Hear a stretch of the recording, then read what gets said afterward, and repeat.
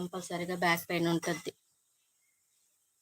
Back పెయిన్కి మహాబీర గింజలని షాపులలో అమ్ముతారు చూడు శ్రావణి.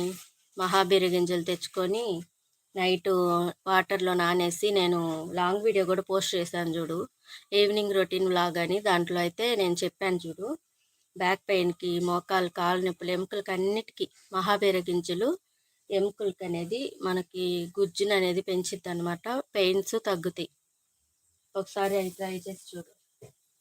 నాకు 3 సిజరియన్స్ 2 అబార్షన్లు, సి సెక్షన్ కిడ్స్కి అక్క.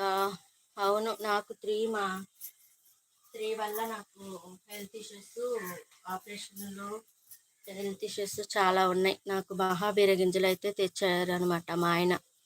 అవి అయితే నేను ట్రై చేయటం వల్ల మోకాలు నొప్పులు కూడా చాలా తగ్గినాయి నాకు. అవునా, ట్రై చేస్తా అక్క అంటుంది శ్రావణి.